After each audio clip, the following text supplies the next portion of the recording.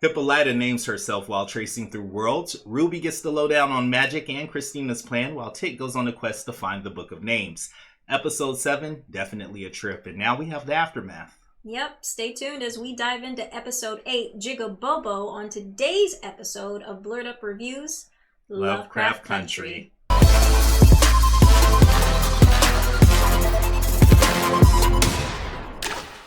Welcome back to another episode of Blerd Up Reviews, where we talk about all things movies, music, TV, and gaming, all with a blurred twist. We're your hosts. I'm Monique. I'm Killer Cam. And today we are reviewing the latest episode, episode 8, Jig-A-Bobo, which I'm going to try not to say that name too many times during this episode, but episode 8 of Lovecraft Country. Yeah, the title of this one just really, so you know that word I don't like, yeah. period. Yeah. And then to see it as the title of this, but seeing it slightly different, I'm like, Yeah, I know that bothers you. Yeah, that's why I said I'm going to limit the amount of times I say it, so I don't see that little tweak out of you. Yeah.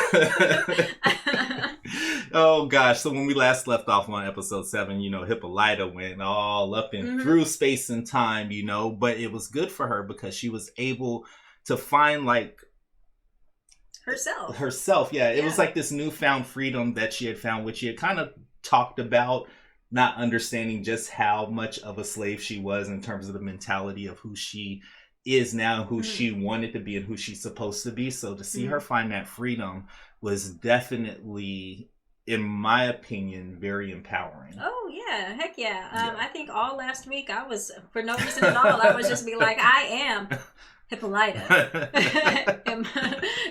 Yeah. And so I would just say it for no reason at all. So definitely very good episode of Lovecraft Country. I can't wait to dive into this episode. I've got to say, I know every week we come back and say that it was the best episode ever, and I can't actually say that this week I still like the I Am Hippolyta episode better. Yeah. However, this was still a very good episode that ranked high up there with the episodes that we've had this season. Definitely. So before we definitely jump into this, thank you to everyone who has been watching, who has been liking, who has been subscribing to this channel, basically helping us grow. We started this channel, I want to say maybe about March, April of this year, and we've grown significantly, and we know that's all because of your interaction, your views, your engagement. So we just want to say thank you.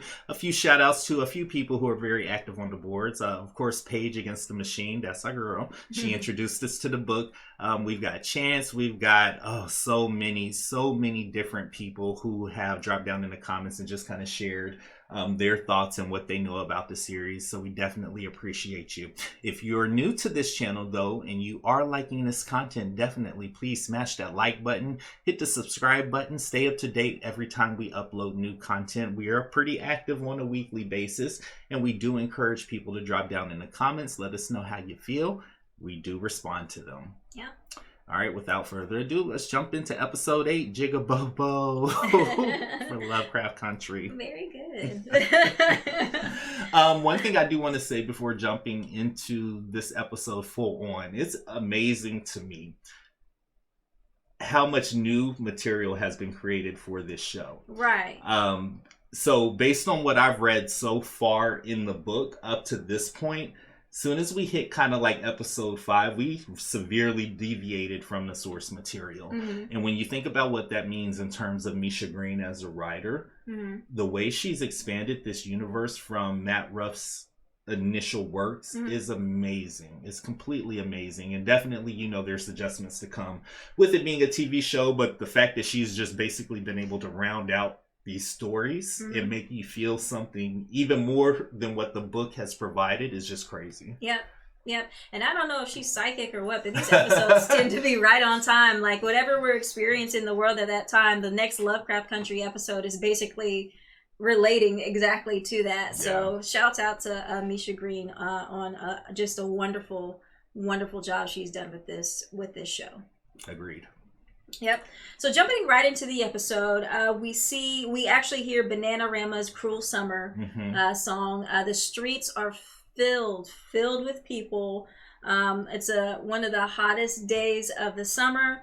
And we find out that everybody is packed throughout the streets because Emmett Till, whose nickname was Bobo, has unfortunately died, was murdered, and it's the day of his funeral.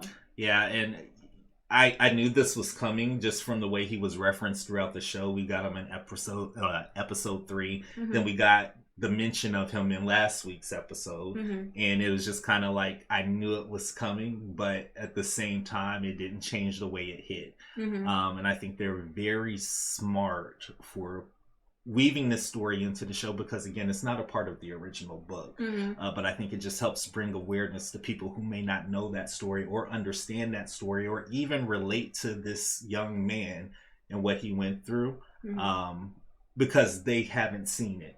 So just the fact that they're showing it on this show and allowing people to relate to it, I think it sparks different conversations, you know. But we see it's a heat wave. And it's extremely hot, and you just see people being overwhelmed with the heat. Another thing I noticed that was real relevant for today, as the procession is kind of going through the streets, you've got the Nation of Islam, you've got the Christians, you've got the Jewish, the Hebrews. They're all talking about this injustice, and you see a car just roll through and honk their horn or something, like just be really impatient and insensitive to what's happening. And it was just kind of like... Yeah, the cops are out there too. They're like, hey, don't make us break this up. But yeah, they're really insensitive to what's going on at this point in time. You're right. There's a lot of religious groups out. Everybody's basically outraged at this point, except for police officers and white people. But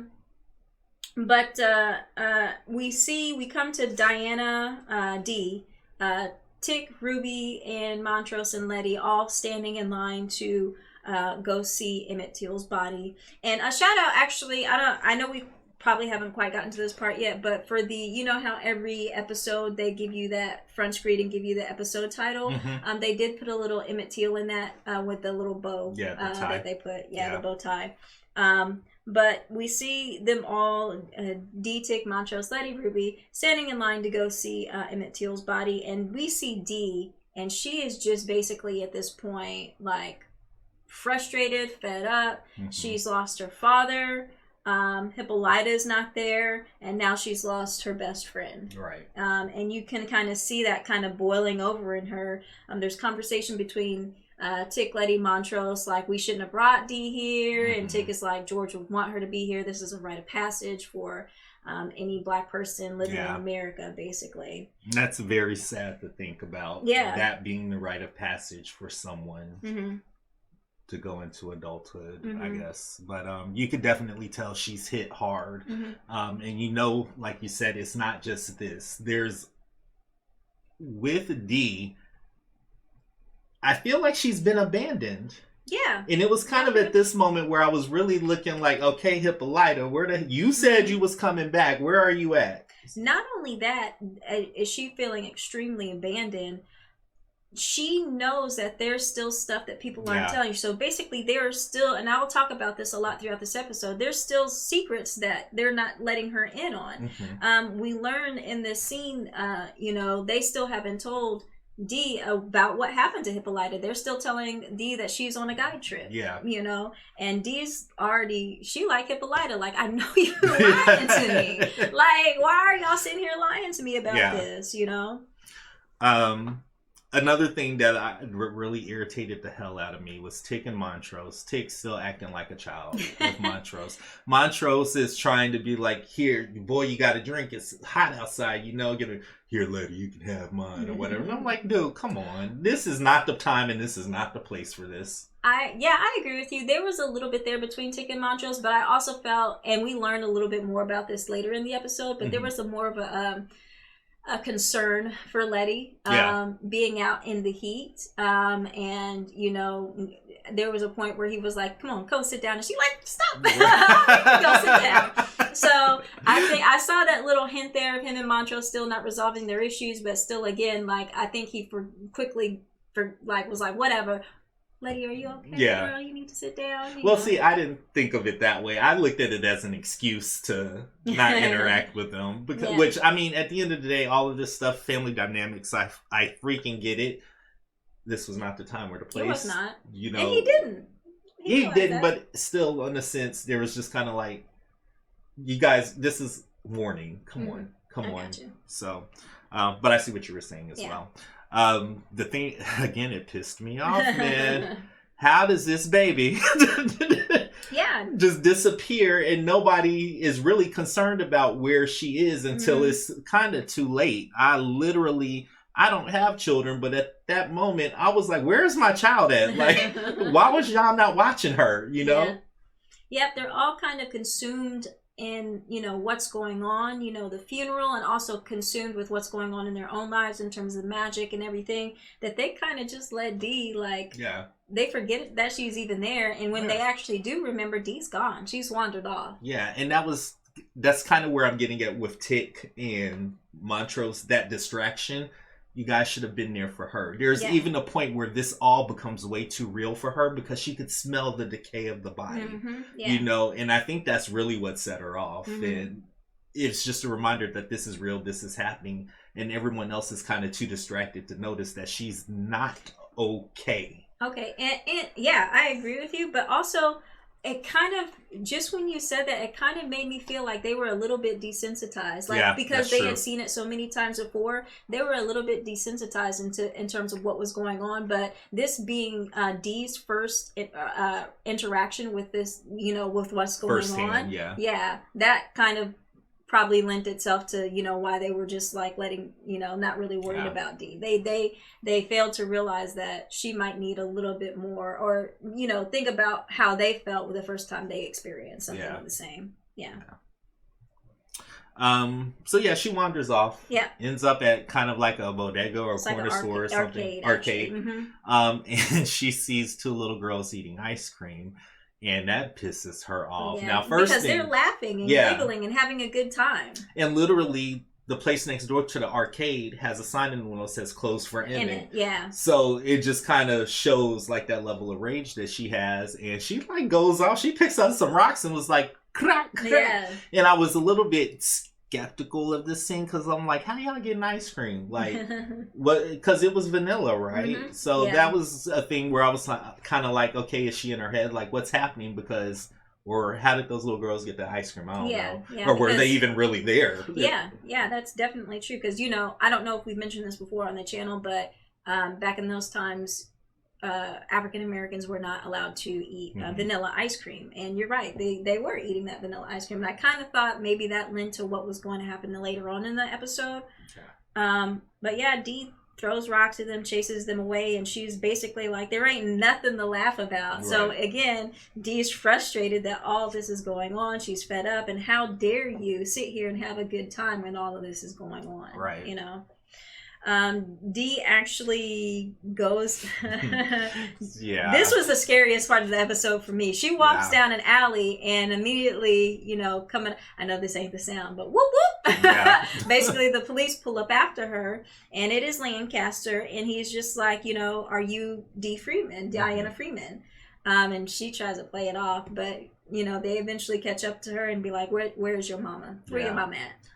What's her name? Yeah, that scene was that right there.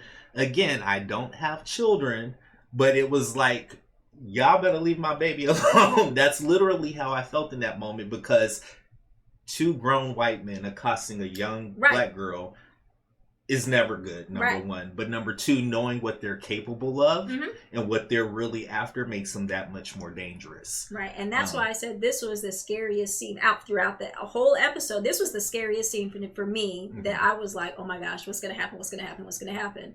And even today, if I saw that without even magic being involved, if I saw this, okay, what's going to happen, what's going to happen, what's going to happen? But then it also goes back to what we've kind of been saying this whole series. Whether you guys like it or not, y'all whole family is touched by this stuff, and you need to be communicating. Because literally Lancaster asked her, what do you know about magic? And Dee, she hasn't been exposed to it yet, so she's like, fantasy books? Like, what the fuck? Like, why are you holding me up for this? He like trips her, and I'm like, I'm just like done, man. But we do also see in this scene that Lancaster puts a curse on Dee in the sickest way possible. I'm not going to say it's just gross. And he does, I think one of his police friends put symbols down on the ground. I think those were like Hiram symbols that we saw like in the elevator? I'm not really sure. I'd have to go back and kind of sort look at the episode. Yeah. But anyways, he curses Dee, and in the midst of cursing her, we see Dee. She's being put in a headlock, and she says, "You know, I can't breathe," which Eric Garner. Mm-hmm. But you know what? The thing about that though that really annoyed me. Mm-hmm. Lancaster wasn't doing that to get answers. He was doing it to be a dick and because he had the power to do that. That's all that was. He could care less whether she told him what he wanted to know or not.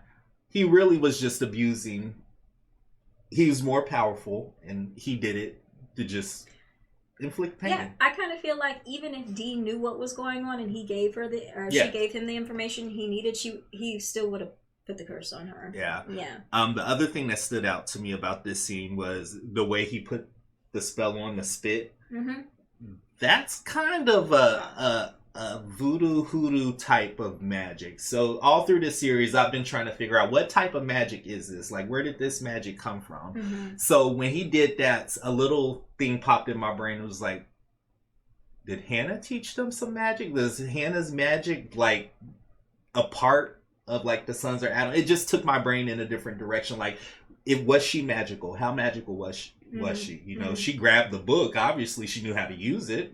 You know, so I don't know. Okay. That was just a random thing that popped up at that point because I was like, it's very unusual to see that type of curse being laid upon someone from a Wiccan. Yeah. Sorry. Yeah.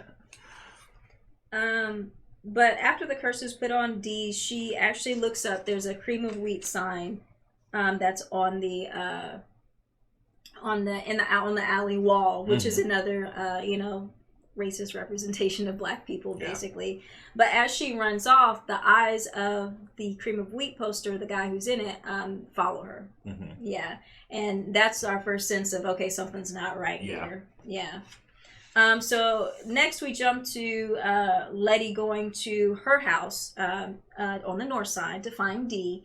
But when she gets in the house, she finds Gia sitting in the living room, and she's like, "Do you need a room?" And she's like, "I'm here for Atticus." Right. And I was like, "Now let me tell y'all. Remember, I told y'all she was gonna be back." I told y'all she was gonna be back. So it was funny when Leti got home and she saw them shoes. I was like, "That's Gia." I mean, Atticus got home. When Atticus found them, when they saw the shoes on there, I was like, "Yeah, that's definitely." Yeah.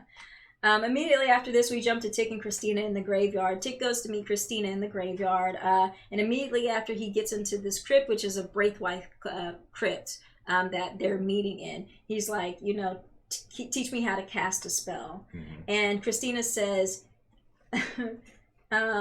why should I, basically? And he's like, it's my birthright. And she goes, not even the white, you don't have enough whiteness in you to sell that entitlement, which actually comes back a little bit later on in this episode, but basically telling him like, why please? Tic reveals that he has Titus's pages and offers to give Christina the orrery or the key, basically, that was in the orrery, which is really what she wants after all. Yeah. So Christina tells Tic that in order to cast a spell, you need energy, intention, and body. Basically, perfect alignment. And she shows him a protection spell. She basically writes it in dust on the Braithwaite crypt.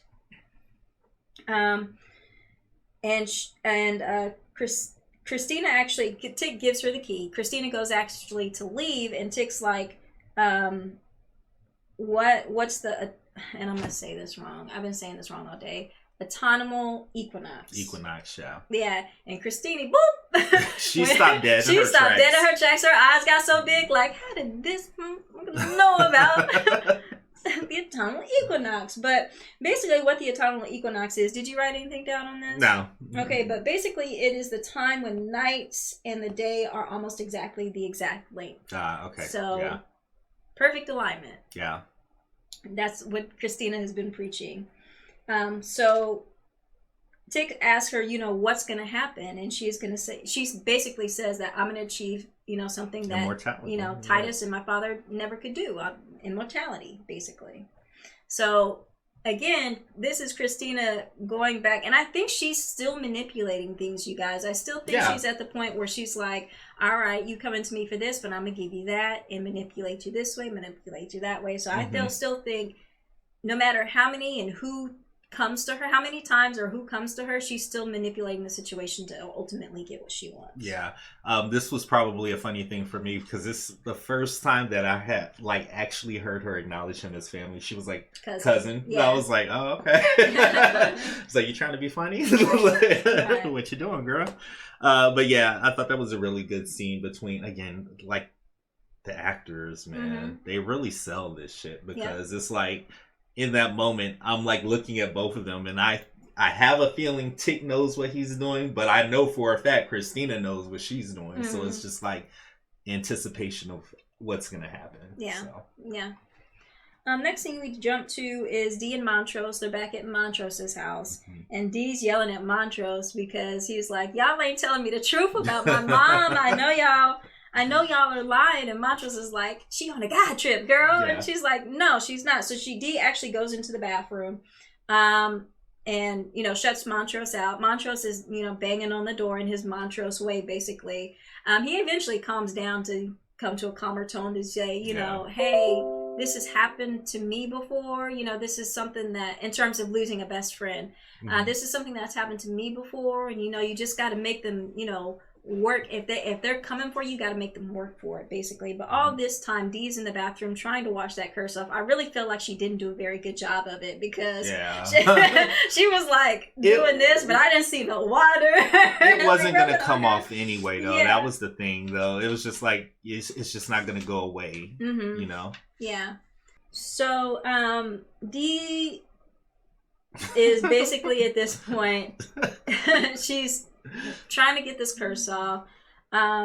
She sees this book that's sitting on the shelf, Uncle Tom's Cabin, which is an anti-slavery novel that was published in 1852. Basically, the novel had... I'm just going to read you what I read off the internet, y'all. I'm not going to make up these words. The novel had a profound effect on attitudes towards African Americans and slavery in the U.S. It was written by Harriet Beecher Stowe. Basically, it helped lay the groundwork for the Civil War. Yeah, people believe. But you know, she sees the book on the shelf and she starts to hear this tune. Oh my gosh, that song drove me up the freaking wall, man. I know you wrote down the name of the song. I did actually write it down. It was like "Don't Come Knocking" or I'm sorry. Something like that. I can't remember. I meant to write it down, but basically it was like, "Stop knocking, let me in, let me in." Yeah. The book falls off the shelf, and when Dee picks it up again, she sees that the two girls that are on the front, one of them, Topsy, has turned into this, and y'all, I'm sorry, I have to say this word. I don't like it, but basically this is what the episode gave us, so I'm going to basically say it. Pickaninny, which is a black child, I believe.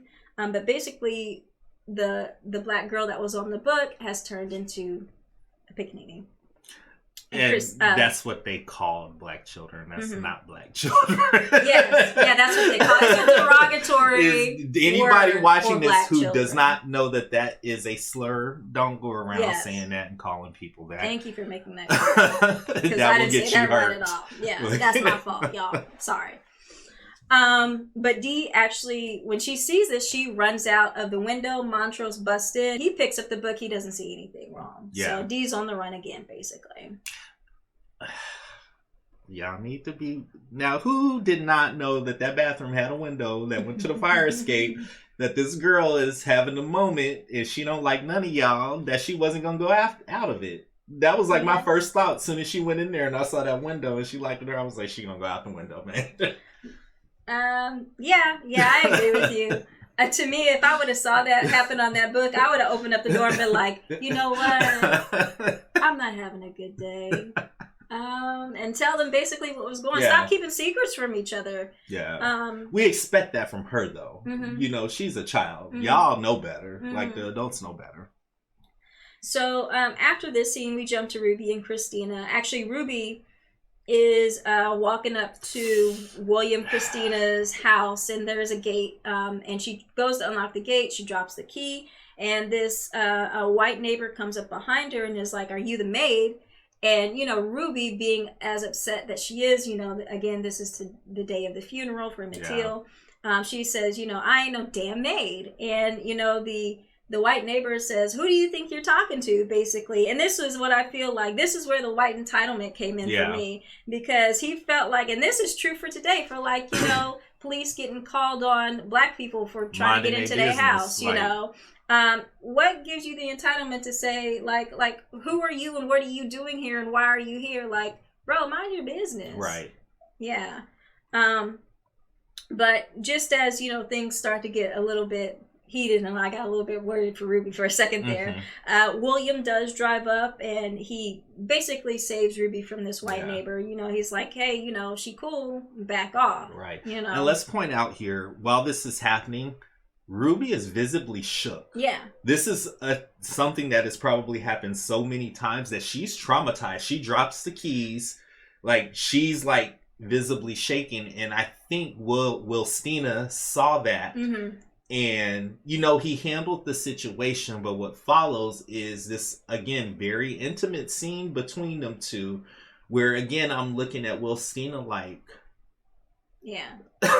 I'm what I don't know what's going on.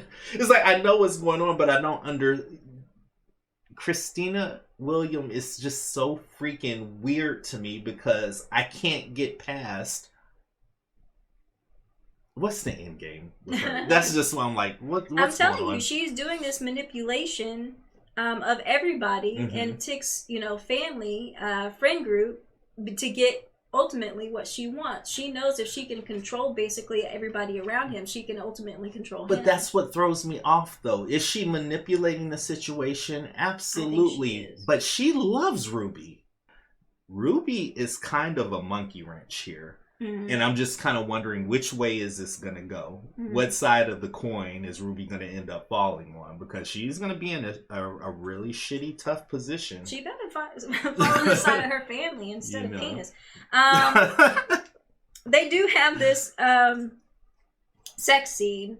And it's prior to it, Ruby does take the potion and turns into, which was an incredible transformation. I don't think we saw the transformation from the beginning before, so this was the first time the show showed us that transformation of her turning into the white lady Hillary basically. Yeah. But she does transform into Hillary, and during this, you know, the sex scene, she does transfer back into Ruby, which basically says to me, like, they're both people who want to be other people. Yeah. Like, how are y'all gonna... I don't know. I'm just not understanding. How are y'all gonna... But see, again, that's where it comes down to. Christina doesn't want to be another person. Mm-hmm. She's just using that as a means to an end. We get that, right? Ruby does want... Well, even I can't even say she wants to be another person. If this were the book, I would say yes, because spoiler alert, in the book, Ruby gets really addicted to the white lifestyle. This is not the case with this show. Which again comes to my confusion. So I felt like that transformation was a bit symbolic. Like, Ruby, yeah, you can change shapes or whatever, but at the core, the inside of who you are Ruby. Yeah. You're not Hillary. Yeah. And then I also felt that because they kept going, like it kept going, that was also William/Christina looking at her and not necessarily giving a F about it. You know what I mean? So again, it comes back to there's something deeper between them two. I just can't freaking figure out like how it plays into this, you know? Yeah. This again was one of those scenes for me where I was like, who does y'all cleaning? Like, how many times have you ripped out of this skin, Ruby, and where are you putting the extra skin? Are y'all burning it? How are y'all getting that out the carpet, the sheets, you know?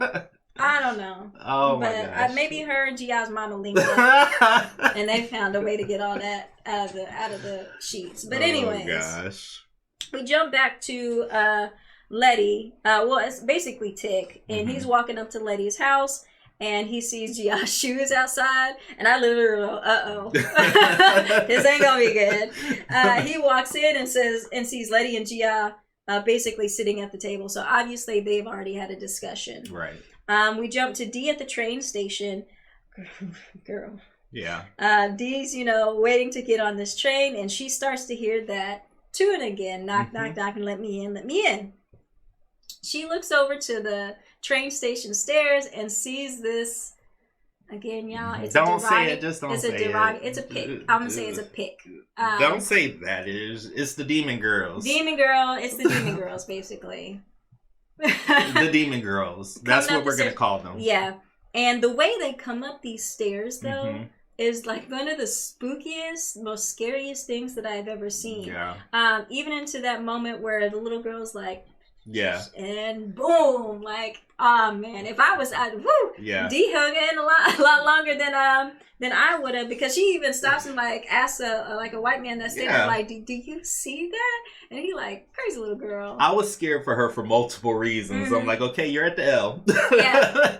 I don't see very many black people around you. Now you got this crazy shit happening to you, and pretty much your salvation is to rely on these white people, and you bumping them and stuff, and it's just like, this is too much. But then you see the demon girls, and you're right, the way they are moving is freaking ridiculous, to the point where I'm like, okay, they're dancers, I have to figure out what they're from. So you got Kaylin Gobert Harris, who I actually knew of. She was on America's Best Dance Crew with the group called 8 Flavors. So I recognized her. Then the other, Bianca Bruton, I think she's been on like Empire and stuff like that. So they're both dancers, both very good dancers, and the way they were moving and manipulating, contorting their bodies, it was just the freakiest freaking thing. And it also kind of brought back to me something I saw earlier in the episode, where you can kind of see the inspiration from The Shining, with the 2 little girls eating ice cream, and then you got the 2 demon girls coming. I was just like, come play with us,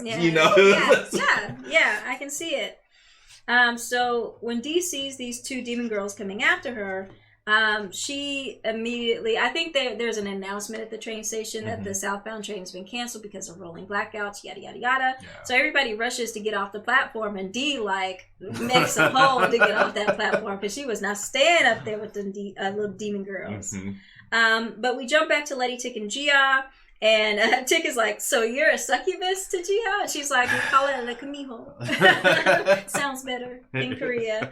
But basically very disappointed in Tic in this scene. Yeah. Because not only does Leti have to, and she does get upset about this as well in the scene, but not only does Leti have to find out this happened to him from Gia, he actually gets upset at Gia and is like, why are you here? What do you want? Like, and she's like, I just came here because I saw this and I want to make sure that you're okay. And he's like, why do you care? And Leti has to explain to him, like, she's in love with you, bro. Like, that's why she hears. That's why she cares. That's why she came here to tell you that at some point, sometime, when you gonna die. Right. And she doesn't want that to happen. But then on top of that, though, here's the other problem that I had. Because first of all, you didn't have to be so harsh with her. If she wanted you dead, or she wanted to do harm to you, it would have been done. She's here as a courtesy to you. Number 2, you called her ass. You called her talking about, what did you, like, how did you know? What are you? She just showed up and told you. I mean, his argument is going to be, I didn't tell you to come over here. Right, you showed up. But again, when we were talking about Gia as a character and her getting that whole episode and how she would pop up, literally in my head is like, okay, what could fuck this up more? Ex-girlfriend show up. So... But I do feel a ton of sadness for Gia in this scene, though, because you can literally, because before Tic leaves the room, he literally says to her, like, basically, you were nothing, what we had was nothing, you don't mean anything to me. And you literally can feel like Jiha, she releases a breath, and you can literally, like, feel her heart breaking. So yeah, this part about that scene that I wondered, so did she continue to be a Kamiho? Because she got her 100th soul. She did. So did she revert back to, like, is she in new territory now? She's feeling all the emotions that she I don't think she did. I think I don't think she did. I think either. she's the same Kamiho, and that's to a good point that you brought up, because last time we met Jiha, she had 99 souls. Yeah. Now she's got 100. So I'm wondering who that last soul was. Yeah. But I think still after getting that 100th soul, I still think that she is the same person she was when she met Tic. I think where we left off, I think another deal was made. That's what I think. I think she's still the Kamiho, and where we left off with her, another deal was made. I actually almost want to say that maybe her mom sacrificed herself, or maybe she was the 100th soul. You don't know. I doubt it. But again, I feel like she retained Kamiho status, and another deal was made. So she's going to be a Kamiho probably for the rest of her life. Yeah. Yeah. So. Next we jump to Leti and Tic arguing. Basically. Ooh, did you just ship them with Lick? That's not a good name. Adelaide or something like that. I don't know. That's better. But basically, and this made me laugh so hard because this is some typical crap I would do. Leti is literally yelling at Tic like, "Leave, get out of here! Like, I don't want you here." And Tic is like arguing with you, going back and forth, and he actually gets his stuff to go, and Leti goes, "Where are you going?" That made me laugh so hard because I was like, I would do that probably. That is the reason I'm single right now. I can't deal. But they do have this argument because, again, Leti's upset that she had to hear all of this from Jiha, and again, keeping secrets. Like, why aren't you telling me all this stuff is happening? Why didn't you even tell me that this stuff kind of existed before we started getting onto this magic stuff? You left me hanging, but you didn't tell nobody. But Tic tells Leti, like, Christina taught me how to cast a spell. I'm going to do it because, it is in the best interest of us. It's in the best interest of our future. And actually, Leti tries to stop it and was like, hey, let's do this together, which I think they should have done. But Tic, being as he is, continues to walk out. And kind of like Montrose, how he tries to do things alone to make sure he's making sure his family is safe, yada, yada, yada. Tic is doing basically the same thing in this scene. Yeah. And he walks out. Next scene, we jump to Ruby and Christina again. And Ruby is kind of mad at Christina because she basically is saying, out of all of the days, Ruby because of the events of the day, Ruby just wants Christina to feel what she feels, the pain that she feels, and actually to feel bad about it and stuff like that. And Christina outright basically says, I don't care. Yeah. I don't care. She basically reads Ruby in this scene because Ruby says the reason why she took that potion was today, out of all days, she didn't want to be a black woman having sex with a white man. Right. But Christina's like, girl, that's not why you took that potion. Let me tell you why. Because you needed to feel good, and you did it. You did what you wanted to do to protect it. And that is something Ruby actually says a little bit later, to kind of like what she says later on to Leti in the episode. But she basically was like, you did what you needed to do to make yourself good. And now you feel bad about it, basically. Right. And surprisingly, I actually agreed with Christina in that moment. Because, at the end of the day, like, you know what the potion is. You know what it does. You could have very well done what you did without the potion, but you took it. Yeah. Not because of not feeling guilty. Secretly, deep down, I feel like you want to be someone else. Not that you're not proud of who you are, but just the understanding the circumstances of what you have to deal with in life as a black woman. Shout out to Megan Thee Stallion, by the way. You just prefer that skin. Yeah. I think that Christina was right in that instance, but again, also I saw another flicker of something else with Christina where I'm just kind of like, we'll get to it later in the talk, but again, I'm looking at these two like, Jesus, man. Well, after this scene, we actually jump to Dee again, and she's, I believe, on her way to Leti's house. We get this nice Nightmare on Elm Street homage. Is that how you call it? Homage. It's an homage. Of little girls jumping rope, and they're singing the song Topsy has the wildest do. She just wants to dance with you, jig, jig, jig. Basically, I actually looked this up. That I don't think there's a song that actually goes this way, but I think they just tried to make it like, you know, the Nightmare on Elm Street song, like 1, 2, Freddy's coming for you. They just wanted a song, you know, kind of like that. And I actually looked, because again, we've been saying all through this series, like there's so many references to Nightmare on Elm Street. I did get curious to look it up, and Misha Green's like, yeah. She was like, of course, the demon girls with the nails, that was Freddy Krueger. You know, the song Freddy Krueger, walking around, seeing something that no one else can see. It's all related to Nightmare on Elm Street. And she felt that that was the best way to tell the story of the African American experience, being haunted by something no one else can see, i.e. racism. I thought a little bit too, and this was probably inspired by Nightmare on Elm Street. I haven't looked up a lot of information on this movie because I really didn't like it that much, but It Follows. I don't like it. I've never watched it all the way through. Yeah. I mean, everybody says it's a masterpiece and everything, It's but not, I was like, after I watched it, I was like, it's all right. Maybe it's because I've seen Nightmare on Elm Street, and I thought it was done better in Nightmare on Elm Street, but whatever. Neither here or there. But Dee actually comes upon Letty. Letty's walking down the street, and Dee is like, yo, like, I need help. And she actually goes to try to tell Letty what's happening, and she actually can't, because she coughs, basically because of Lancaster has put this curse on her that prevents her from telling anybody what has happened to her, what he's done to her. Letty's at this point like, girl, you okay? Go get you some water out the house. And I'm like, can y'all not pay attention to this girl? She is trying to tell you something very important. She looks scared, right? And y'all just gonna be like, yeah, whatever, girl. Yeah, y'all supposed to be looking for her. Like, you found her, she here. You don't like check and Letty, say what's wrong. Like, Letty was like, go in the house and tell Young Montrose you're there. What? I'm like done at this point. She ran off. Like, you don't want to stay with her a little bit? Jesus. Sorry. No, but I mean, at that point, I'm literally looking at her like, bitch, what are y'all doing?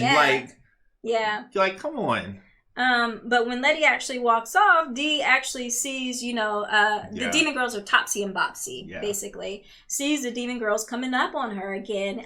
She runs. She actually finds Woody. Right. Parked next to Letty's house, and you could actually see in her face like, I knew these. I knew they were lying to me, you know. But before she can look more into, you know, what's inside Woody, one of the other demon girls pops up in the window, scared me, scared her. She runs off, basically. We jump to Montrose and Tic. Montrose is outside sitting on the not ledge, but the curb, sorry. And Tic walks up, and immediately Tic is like, did you cheat on my mama? And I'm just like, oh, here we go. Montrose reveals that he did not actually cheat on his mother at all. He actually waited until she passed away to act on his desires. But he basically tells Tic the story about when he was little, there was a preacher who got caught, you know, with another man, and they put him in an insane asylum because basically that's how they dealt with homosexuality. Basically, it was deemed a sickness. It was deemed a disease. So basically, long story short, they carted him off to an insane asylum, gave him a lobotomy. He was never the same again. You know, turned into a vegetable. And Montrose is basically saying, I didn't want that for myself, so I just chose to live a happy life with a wife and a son, and I chose to be happy instead of going into an insane asylum. And I think, too, he kind of explains that that's what Tic's mother wanted as well. You know, she lost her family in the Tulsa massacre. She just wanted to be happy, and that's what, you know, she got with Montrose. So Tic does actually have a Lovecraft Country book that he got from the portal from last week's episode, and he actually reveals to Montrose that, you know, Letty is pregnant. And that he knows because he went through the portal. And basically the George Freeman who wrote the Lovecraft Country book is Tic's son. I thought that was crazy to me. I was like, what? I thought it was like the actual Courtney B. Vance George Freeman, but nope. It clicked at some point for me because it was kind of like, okay, where did Tic go? Yeah. You know, we knew he went into a portal because that's how the last episode ended, and he's got the source material in his hand. So I was immediately like, well, where did he go? And then the way he was treating Leti at the beginning, like he knew she was pregnant, which we know she hadn't told him yet. I was like, oh, it's starting to click now. He went somewhere, saw something, or got something to where now he has more insight as to where they stand at this moment.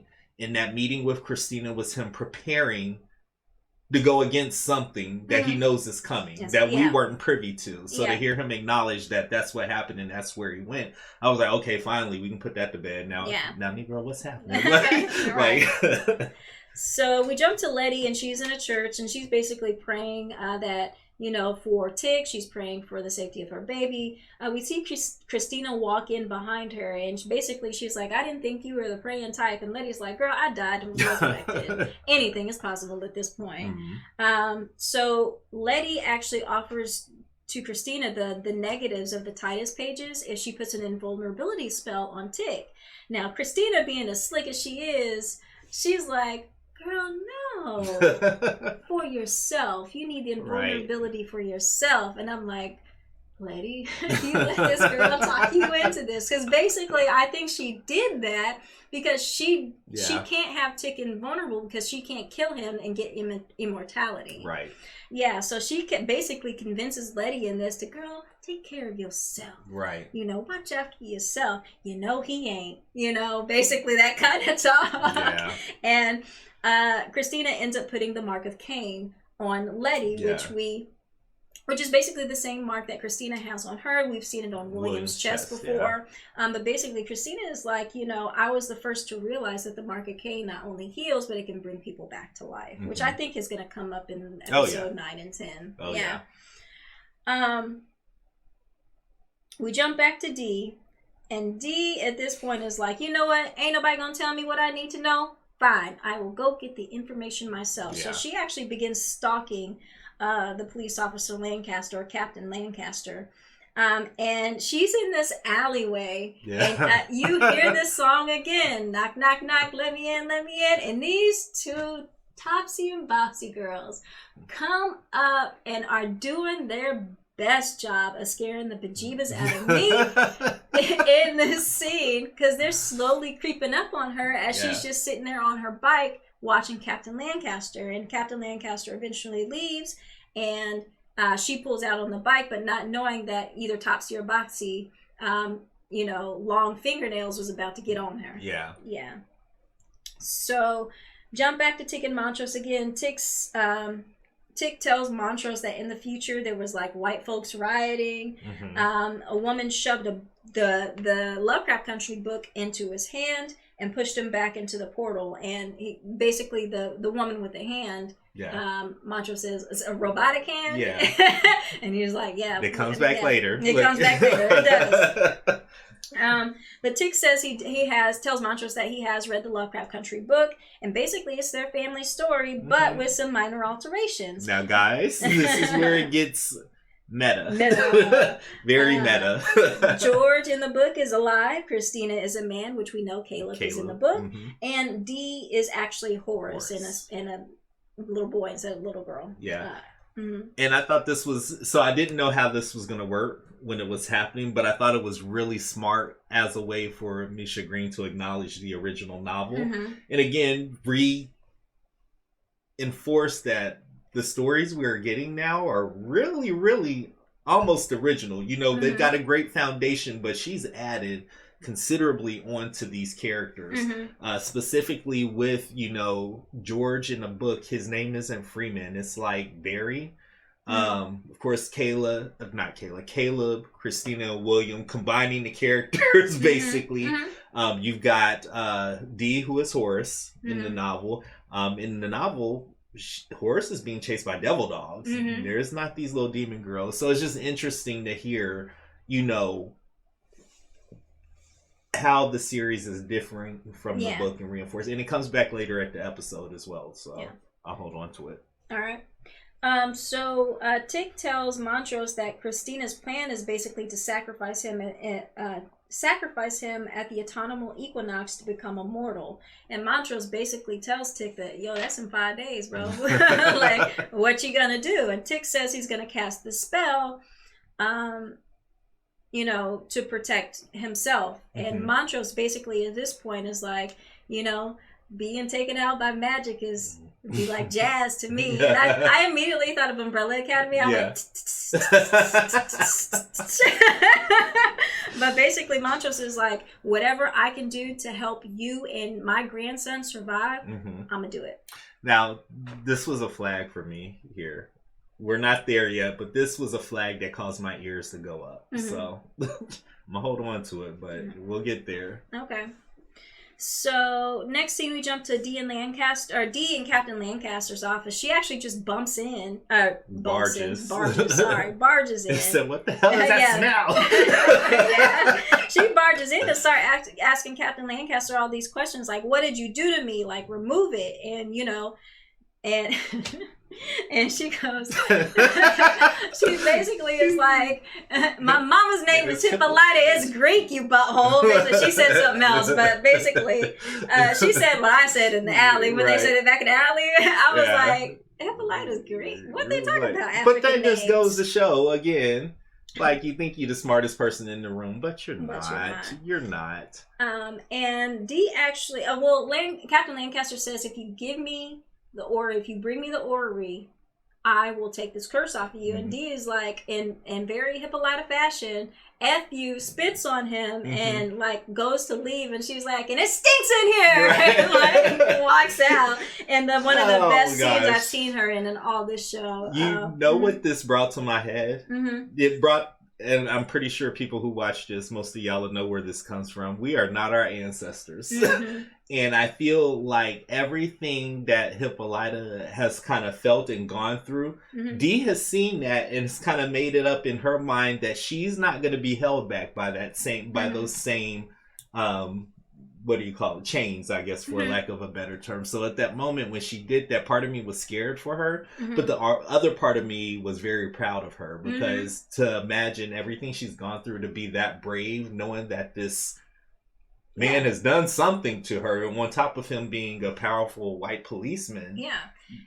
And on top of that, just being proud of her, she was actually the first person out of all of her family just to walk up to Captain Lancaster and be like, yeah, like you ain't gonna get me. Like, she actually went into his office and talked to him and wasn't afraid with her. So I was like, you go, right? You go, but I was scared though.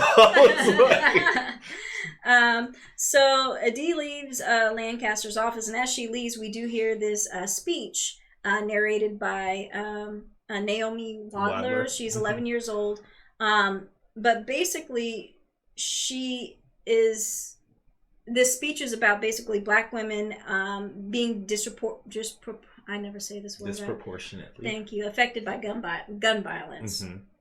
So as we are hearing this speech narrated, Dee's again chased by Topsy and Bopsy. Now this came to a point to me where I was like, I feel like I know why these images, the Topsy and Bopsy images, are chasing Dee. Again, this may not be right, but this is what I feel like. Dee's very educated. She's educated. She knows about astrology due to Hippolyta. She reads books. She draws comics. She's not the thought of how white people would think a little black girl would be back in those times. So I feel like these two Topsy and Bopsy characters chasing after her were like, these stereotypes of, how they wanted us to be or how they thought us to be. So those two Topsy and Bopsy characters were like, we're going to infect you and make you what they want you to be, basically. Right. And basically, shout out to you, because you kind of like clued me into that. And then I was like, you know what, that makes sense. And it's probably her greatest fear. Yeah. So the fact that fear, again, going off of Freddy Krueger and all that stuff, all this linking together, her greatest fear is just becoming that stereotype. Or being seen as that stereotype. So Shout out to you, because it took me a while to make that comparison. Oh, that's right. I don't listen to the Lovecraft Country radio stuff. And before y'all get on to us, until after we do our video. So right. That's incorrect. I apologize. We're not trying to copy off of nobody. Yeah. So the next scene we get is back in Tic and Montrose. They're on Montrose's house and they're doing this spell. And I thought this scene was like so funny again because of Michael K. Williams. Basically they start reading. Well, Montrose is like practicing for this spell. Yeah. And he's like, that doesn't sound right. And Tic is like, oh man, you reversed the words. And he's like, well, that makes sense since I'm dyslexic. And Tic is like, since when? So again, secrets. Y'all still ain't telling each other everything. Y'all should know these things about each other. But you know, I also took that as, you know, we kind of, most of us, we have this level of idolization of our parents, not realizing that they're real people with real problems. So it's like Tic. Right. Your daddy gay, he dyslexic. It's like, he's a human. Why would he not? And I thought this was extremely funny because Tic is like, is there any more secrets that you want to clue me in on? And like Montrose just looks at him and is like, boy, if you don't get the spell like this ready. And I'm just like, yo, this was your perfect opportunity to be like, well, by the way, I might not be your father. Right. But I feel like Tic already knows that now. I feel like when he went to the future knowing that his son is named George Freeman, I feel like he put it together. Yeah, could be. So, but hold on to that energy and that thought, though, because remember I was telling you something piqued my interest, and I'm going to talk about it here in a bit. Yeah. So they begin this spell. Montrose reads the words that, it's basically in the language of Adam. But... And he says, and he basically says, "Amen." Afterwards, he's like, "What? It can't hurt." But nothing really happens. Yeah. Nothing really happens when he reads the spell. All right. So here's the thing about Montrose. First of all, I'm just gonna laugh for the dub that they did for him talking. I think it was him. It might have been somebody else. Who knows? But it kind of peaked back when Lancaster was putting the curse on Dee in the language they were speaking, and I was like, okay. It's not a real language. I heard Latin. I thought I heard some Arabic. And then I heard like, I guess they call it like Gaelic. Those sound. It's hard for me to explain, but there's a certain sound that comes with it. So, of course, when Montrose did it, you know, and it was, again, kind of phonetically perfect, I was like, okay, him and Tic going through the Lovecraft book. In the book, spoiler, sorry guys, Montrose knows magic. And then, of course, when he said that, I was like, well, does this fool know magic? And he just, like, ain't saying nothing? Because then I flashed back to when he said, well, is it anything else you want to tell me? And you saw the hesitation. Yeah. Shit, any other secrets you keeping from me? Jeez. Come on, man, let's just do this before I lose my damn nerve. I was just like, okay, what if he has been studying up, or what if he knows a little bit more along that subject than he's been saying? He was in Artem for who God knows how long, you know, so who's to say? But again, I did search to see if that was a real language. It's not, but it is a mixture of languages who are mostly of Celtic descent. So that's Irish, Scottish, Gaelic, Welsh, Cornic, you name it, from that area. That's what the mix is. So I was like, okay. But that did bother me for about 5 minutes. I was trying to figure out the language. So. Okay. But I think Montrose might have some magic. Okay. We'll see. We'll see. We jump to Christina. She's out on the dock, and she's paid 2 men to actually basically kill her, murder her in the same way that Emmett Till died. Yeah. I know you wanted to say something about this, though. So again, it comes back to the relationship between Christina and Ruby, you know? So basically what happens is they reenact Emmett Till's murder on her. So she goes through and feels what he went through, basically. And I feel like that was direct from the conversation she had with Ruby. I feel like there's something with their relationship. I think Christina cares about Ruby. Yeah. If she didn't, she wouldn't have done that. And as you saw when she went through it, she was like hysterical. Like she was like hysterical and like checking herself, because it didn't kill her, of course, with the invulnerability.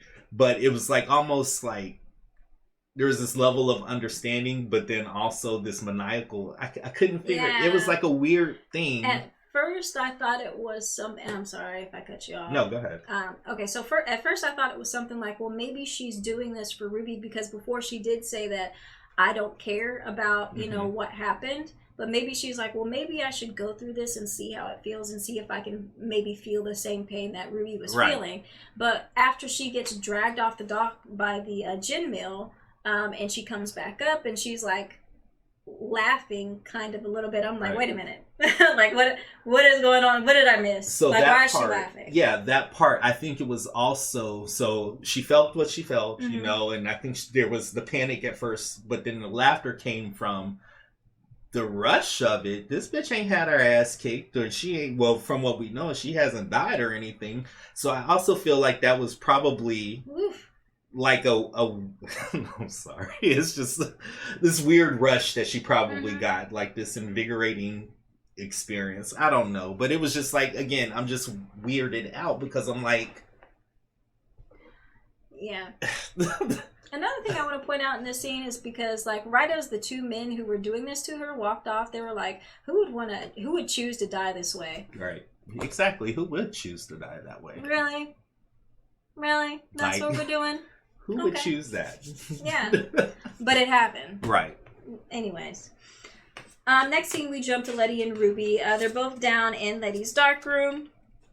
You know, and Ruby's actually telling her, and this is going back to how she felt earlier in the episode, but Ruby's actually telling Leti, like, it's okay that, you know, you weren't able to take any pictures today at the funeral because you did what you had to do to make sure that you were okay. Choosing what is best for you in that moment is a different kind of bravery, which is what I think Ruby did earlier on in the episode. Yeah. It looks like you want to say more about that. No, go ahead. No? I'm just smiling because it's like, it's a prediction. Go ahead. Gotcha.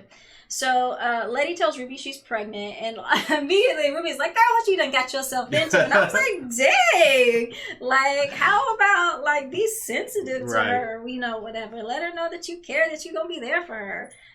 But considering Leti's track record in the past, maybe that's why Ruby responded the way that she responded. Yeah. But also in this scene, we find out Ruby tells Leti that she's basically been staying with Christina, and Letty's like, so what, you been spying on me? Like, she don't care about you, yada, yada, yada.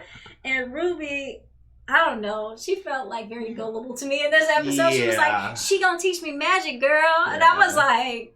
Well, first she spilled the beans about William and Christina. So that was one thing that I don't feel was properly acknowledged, because it was just like this diarrhea information coming out of Ruby's mouth. And part of me was like, Ruby, shut the hell up. But the other part of me is like... Stop keeping secrets. Well, but the way she was spilling the tea, I was kind of like, you gonna get caught in that trap. Ooh, you got you a new white man or whatever, and he gonna do right and take you out the hood just to get your heart broken. You're gonna turn your back on your family with the promises of something that you're not going to get. Because do I think Christina is going to give her all the magic or even a portion of it? A little bit, but I don't think it's what Ruby's thinking. Yeah. You know what I mean? Yeah. So when they're in the midst of this conversation, and by the way, in this scene, Ruby does tell Leti that has been taking this potion that turns her into a white woman. She was like, girl, I got the job. I was like, girl, Ruby, just stop talking. But she basically was like, you know, I realized that I don't want to be white. I don't want to be in a space where I have to pretend to be somebody else. I want to be in a space where I can just be myself and people will accept me in that way. Yeah. But as they're having this conversation, you know, somebody calls both of them up stairs because there's something going on outside. We learned that it's Captain Lancaster, and he's come for that Ori. You know, basically he knocks on the door and says, there's been a call saying that there's the Nation of Islam is gathering in the house, and they're gonna riot. That they're gonna over Emmett Till's death. Yeah. And that they're gonna search the house. So one of the cop just walks right into the door, like starts looking around. Captain Lancaster goes to get in the door. Boop, boop. Oh, do you do magic? You ain't allowed in here. So basically, the protection that's on the house from the episode with the ghost, the X on the doorway, is still there. And because Captain Lancaster does magic, he is not allowed in the house. That That shit is so funny. Just to see the way Christina and him got blocked, they just thought they was going to waltz in. They look at, like, they get caught in the barrier. They're like, what? Like, I'm sorry. If y'all watch this episode again, watch his nose stretch. Right. I paused it literally when his nose stretched. But it was just funny. It was so freaking funny the way he just thought he was going to waltz up in there. Yeah. But again, also, I drew Misha, girl, like no knock warrants, people just walking up in your house shooting at you and shit. Yeah. I mean, it's on time, dude. Yeah. And that's basically what happens in this scene. Captain Lancaster's like, okay, if I can't come in, I'm gonna start just shooting this place up. And he starts boom, boom, boom, boom, bullets flying everywhere. Ruby and Leti get down, but Leti starts to rise up because at this point she's invulnerable, and at that point we see bullets start to bounce off of her, which I was like, okay, do your thing, girl. I would have been scared. Like, I don't know, Christina, I don't trust that girl. But bullets do bounce off of her. Tic actually walks up and he almost gets shot, and not so a different situation from what we see today, just, walking bystander, not doing anything. He almost gets shot by a police officer, but right before the bullet touches him, boy, don't this Shoggoth come up out the ground. He done found Tic. Basically, this Shoggoth comes out of the ground and starts tearing up these police officers, eating them, throwing every which way. I think they threw one in the air. And if I'm not mistaken, I heard a glass crunch. I think one fell on Woody. Like, I think a police officer got thrown in the air and actually fell on Woody. I don't know if we'll see it maybe in episode 9, 10. I don't know if that's what happened, but I felt like that's what I heard. But this monster is eating everybody. They love cops now. That's their best meal. But it was like at that point I clicked, okay, your spell worked, actually. Your spell worked because it was almost the same magic that Christina was utilizing in Artem. Now, I'm kind of suspicious of this, though, because Christina would not give Tic invulnerability. There was a scene in episode 1 where she was delivering the Shoggoth out of the cow.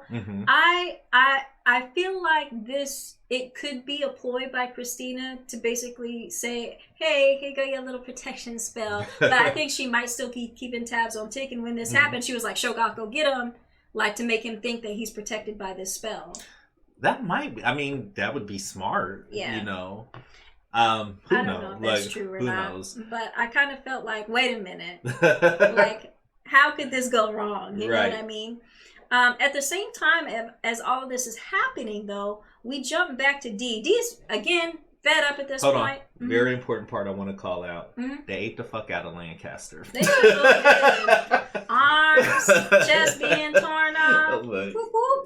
Which, again, would lend to your theory of Christina did send them. Yeah. 2 birds with 1 stone. Yep.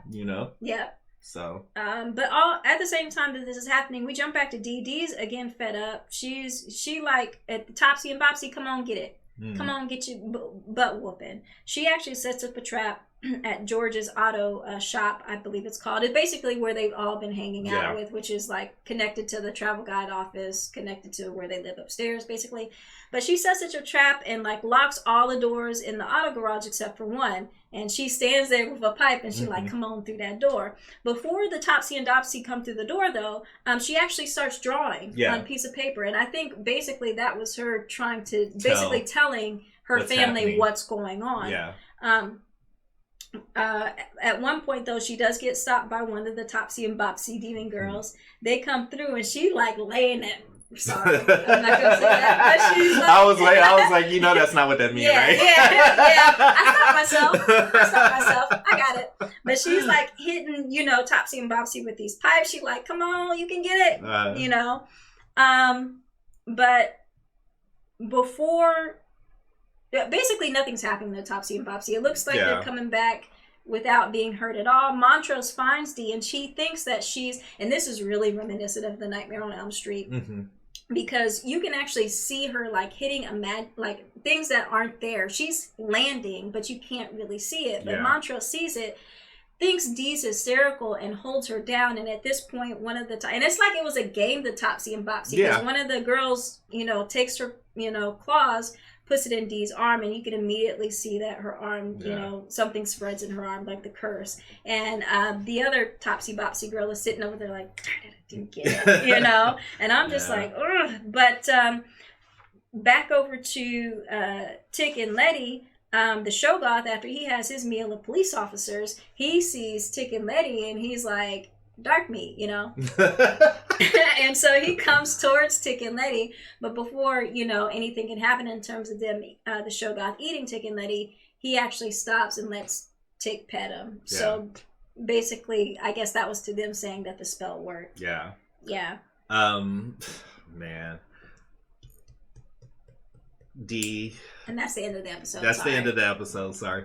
But again, for this episode, like D, I was so, like, there's this part of me that wanted to be so protective of her, and then there was a part of me that was so angry at the adults, because Montrose, you know what's happening. So you see this girl swinging the pipe, and you know, you see like her arm getting all ate up and shit, and it's just like nobody has stopped to think that she hasn't become a target. Like, yeah, true. You know? Yeah. Like, I'm sorry, going back to where, you know, Montrose is holding her down, I thought immediately back to Nightmare on Elm Street. Was it Dream Warriors, where the guy was like up on top of the roof, and like Freddy Krueger was like with his veins? Yeah. Like, that's how I felt it was, and people go up to try to like hold him down, and Freddy's like, oh, thank you. You know? Like that, even with Tina's death, you know, this stuff is happening, and like you're just like, you know. But that made something else click for me, which we kind of go into with predictions. If Tic got shoved the book by a woman with a robotic arm and pushed back in the portal, I was like, okay, is that D? Like, I was like, is that D with her arm all ate up now? You know? Yep. But then there was also a part of me that was like, did he go to the future? Did he go to an alternate timeline? I'm still trying to figure out like what's happening with the portals and all that. I was trying to think of like white people riots. Well, they don't want to wear masks and shit right now, so I mean, sorry. That's not all. That's not all white people. Not sorry. You know, but you know what I'm saying now. Things have escalated, like in current present time, to things that are just kind of common sense. People walking around with like semi-automatic weapons for something they don't want to wear a mask or. Yeah. You know what I mean? I mean, who knows what was going on? Yeah. At that point. Shout out to Megan Thee Stallion also, and I know I said it earlier in the video, but if you didn't get a chance to check out her SNL performance on Saturday, it was a tribute to Breonna Taylor. Yeah. And I loved it. It was fearless. It said everything that everyone else is thinking regarding not just black women, but black people in general. But specifically black women being underprotected. So. Yeah. And I think, again, I don't know if Misha Green is telling the future, but basically that whole situation, Breonna Taylor, I felt really related to this episode. How, you know, women are, I'm going to forget the quote, and I'm so sorry, y'all, but basically we're the least protected person in the United States, black women. So there you go. Yeah. Yeah, I don't know Misha Green. If you are telling the future, can you give me some lotto numbers or something? I need to do this full time. Oh, gosh. So they showed a trailer for the next episode, which it looks like it picks up right directly where this one like left off. Spoiler, if you haven't seen the trailer, we're about to talk about it. Dee starts transforming into like one of the little demon girls. They've got her in the bed holding her down, and she's like fidgeting and stuff.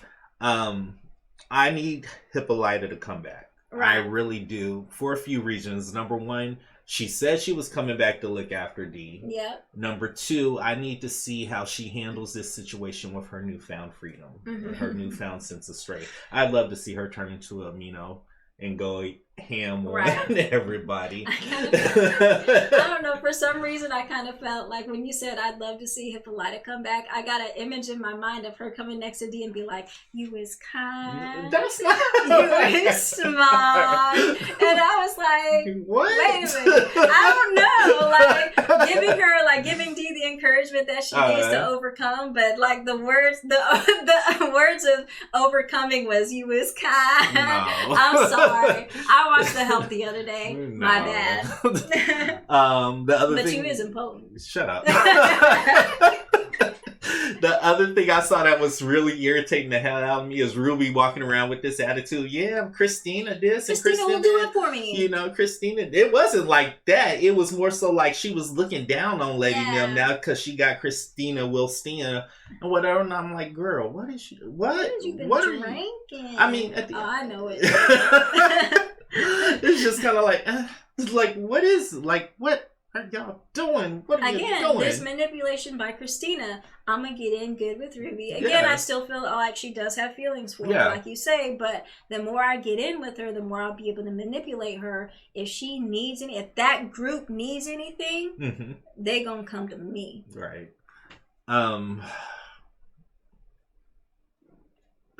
That just took me out. The other part, so Lancaster got ate up by the Shoggoth, right? I wonder if they're going to follow the book with this one. Because, again, like, I haven't gotten to that part. What I do is, after we watch an episode, I start reading the book up to that episode where it is. So it's kind of where I'm at. But I have a feeling Lancaster is not done with all his black people body parts. I feel like he's going to be reassembled, reborn. I don't know. But I do get the feeling that once this happens, he's going to turn into more of a force to be reckoned with. I feel like Christina and them are going to have their hands full with him just a little bit. Do you think the reason why his office smells that way is because of the body parts that he has attached to him? Yeah, because remember he was talking about himself that he smelled like a stuffed pig or something. I feel like those body parts probably decay or some shit. Ooh. You know, that's why he always stinking like. Maybe he actually replaces those body parts from time to time, and once they decay, he just finds another black person. Ooh. But then again, remember, D was like, it's stinking here. His office always stinks. Yeah. I don't know if it's because of that or the person he has in his closet. Right. Either one. So, but I feel like it's him and he knows it's him because this is body parts rotting. That's too much. I think that's all I really picked up from the trailer. Did you pick up any additional nuggets? No, I actually went back to watch this episode 3 times, and I only watched the trailer for for the next episode once. So anything that I pretty much saw in the next trailer, I forgot already. So I'll be surprised next Sunday. All right. Well, you guys, first of all, let me say thank you for rocking with us. I was very shocked to hear from a couple of you who say you actually watched us all the way through, which I absolutely love. And we thank you. A lot of you have been really active in the comments, which, again, gives me extra insight. I know it probably does for you when I'm watching this show to start piecing additional theories together. So, I mean, it's a community. We love you guys. We love the engagement. So thank you for rocking with us. We hope you do keep watching on us. I'm actually getting really sad because we're approaching the end of this series here. And I'm going to be left looking for more. I don't know. Do you think that they're going to have a season 2 of this? I'm not sure. I can't say. I think it depends on how the final finale ends. Yeah. I don't know. So, I mean, it can go a few ways. Of course, Lovecraft Country, the book source material, that'll probably be done depending upon where else they take it. But there's more Lovecraftian stories out there told from the African American perspective. Maybe they pick that up. I just have a feeling that maybe this might be a one and done series, just how they did Watchmen. You know, I do think that the current time that we're in, it might even help it along to be a one and done season. I know a lot of TV shows are being canceled right now due to they're not able to start refilming because of COVID. I think we heard about Glow today. There's going to be no season 4 because of COVID. So I think that unless this start winning some Emmys, it's going to win awards. But I don't think even that's going to save, because Watchmen won awards. So we'll see. We'll see. But if you have stayed along this long, again, thank you so much. It's fun and it's very humbling for me to know that there's people out there who actually give a fuck about what we gotta say about this. I didn't cuss, Mom and Dad. You care about what we gotta say. But also, I'm probably gonna pop it down in the comments if you guys want some more breakdowns. Let's start looking at a show to kind of help fill the void after this one is done. As much as it pains me to say eventually this one will end and we would want to pick up some new content for you guys. So drop down in the comments, let us know your thoughts about the episode, the series, and what we should pick up next. Until next time, again, we're your hosts. I'm Killer Cam. And I'm Monique. We'll see you on the next episode of Blerd Up Reviews. Thanks, guys.